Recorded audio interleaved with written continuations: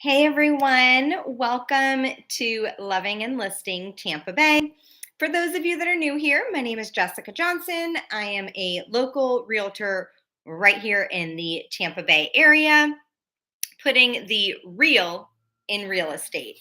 So, coming out of last week was a little bit crazy for most of Florida, guys. Let's just be real. It was crazy. We had Hurricane Ian come through and just devastated a lot of Southwest Florida.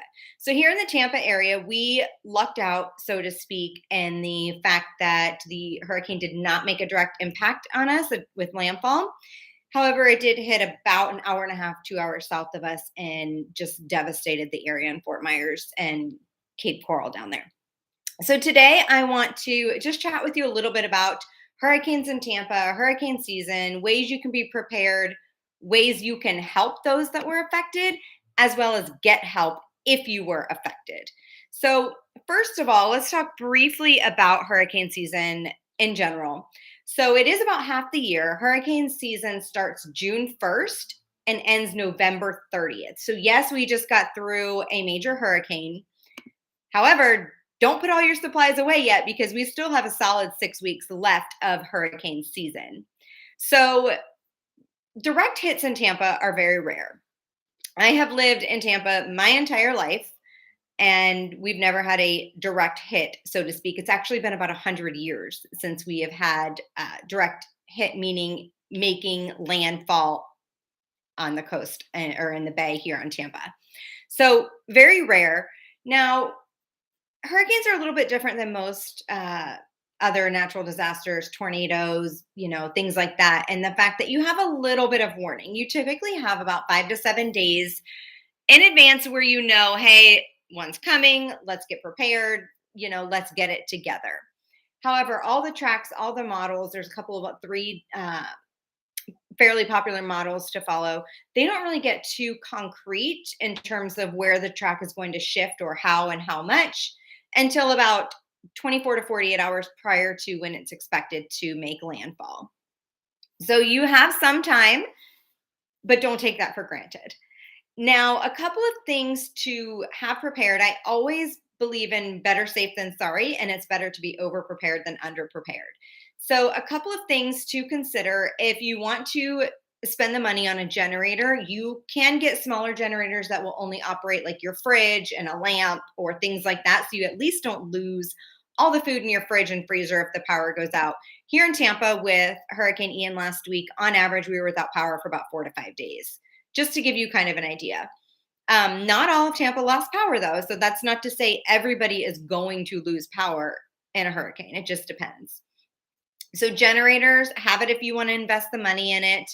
A couple of things to go along with a generator. Please research how to use them. Don't have it inside your house. Don't have it right outside an open window.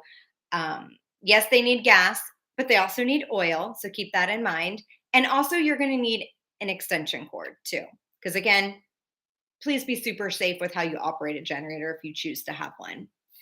Also, make sure you have plenty, obviously, of water as well as non-perishable items.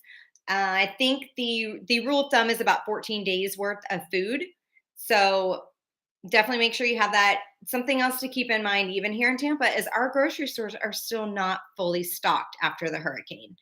So yes, you may get through the hurricane, you may have power back, but don't just think you're going to run to the store and grab all the milk that you need or all the bread that you need or things like that, because the stores are going to still be trying to catch up.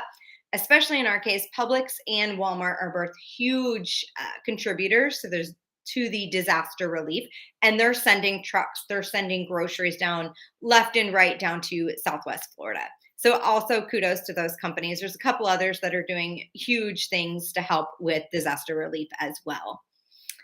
Another thing about that too is I am so guilty of this. I actually had to go back out the day before the hurricane hit. Don't let yourself or your kiddos or your husband or your wife or whomever's in your house eat all the hurricane snacks before the hurricane actually hits, because yes, that does happen. Keep all of your supplies in one location. We use those big, it's like a black and yellow big plastic bin that we got at Lowe's or Home Depot or some home improvement store to keep all of our hurricane supplies in so that it's all in one area. You know where it is. Keep your flashlights, keep your extra batteries, your lanterns, your portable chargers, all of that stuff in one area so that it's easy to get to and you're not scrambling last minute.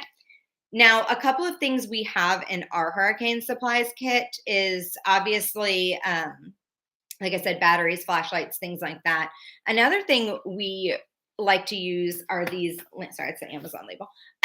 These lanterns here, they're super easy to operate. They're small, they're lightweight. You can see they kind of close down. They are battery operated, and we did just grab these on Amazon. We have a total of, I think, 4 of these, one for each member of our household. They, again, are battery operated. This particular one even comes with batteries in it, you guys. It's super inexpensive, comes with batteries. You can grab it on Amazon. I went ahead and put a link to it down in the description. So if you want to go ahead and grab this, you can. Another thing we have, and I cannot recommend enough, is a portable charger, recharger kind of thing. We have what's called the Halo Bolt. This is what it looks like, you guys. It's super small. It's super lightweight. It's like less than 5 pounds. It comes in this little bag. We actually have 2 of them because, you guys, these are so cool. It will actually jump your car. Yeah, it's super crazy. So not only are they great for hurricanes or anytime the power goes out, but it will also jump your car. So like I said, we have 2. We keep one in the hurricane supplies and we keep another one in my car. And I can just grab it out here to show you guys. Again, super small, super lightweight. You can plug all your stuff in here to charge it. You basically charge this up ahead of time, and then this charges all of your other devices. So again, charge it up. You can keep it in your car, keep it in your hurricane supplies kit. Make sure you grab it out and recharge it right before the hurricane comes. And it even comes with jumper cables too, you guys. Super cool. I linked this down in the description as well, so you have access to that. Those are 2 of my main recommendations for hurricane season supplies. One other thing I cannot stress enough, you guys, is know your flood zones, know your evacuation zones. That's more important, honestly, than a flood zone. Flood zones are kind of based more so just on flash flooding and insurance reasons. Evacuation zones are based more on storm surge. So know your zone. There's a super easy way to find out. I put the link down in the description. You can go to that website, put in your address, and it will pop up what your evacuation zone is, whether you're A, B, C, D, or E. And then I also put a link in there. You can find out your flood zone because, fun fact, not everybody in Florida is in a flood zone. Contrary to popular belief. So not everybody in Florida is in a flood zone, and that also can determine flood insurance. Again, I personally would recommend flood insurance. You can get it for less than $1,000 a year. I think some of them you can even get for $600 a year, depending on your flood zone. Super great peace of mind because you just never know what's going to happen. Another thing I would suggest to keep up with everything, yes, you can watch the news, you can watch the Weather Channel. What I suggest is we have a meteorologist here in the Tampa area who he is phenomenal. He's great. He doesn't panic. He doesn't get viewers to panic. He keeps it real, super transparent, and that is Dennis Phillips. And he has a Facebook page. He goes live twice a week. That is who I personally, my husband and I followed throughout this whole recent hurricane. He's amazing. So Dennis Phillips, I will link his Facebook page in the description so that you guys can make sure to follow along. If you are currently living in Tampa, thinking of moving to Tampa, and you just want to kind of get an idea about what the weather is actually about, definitely follow him.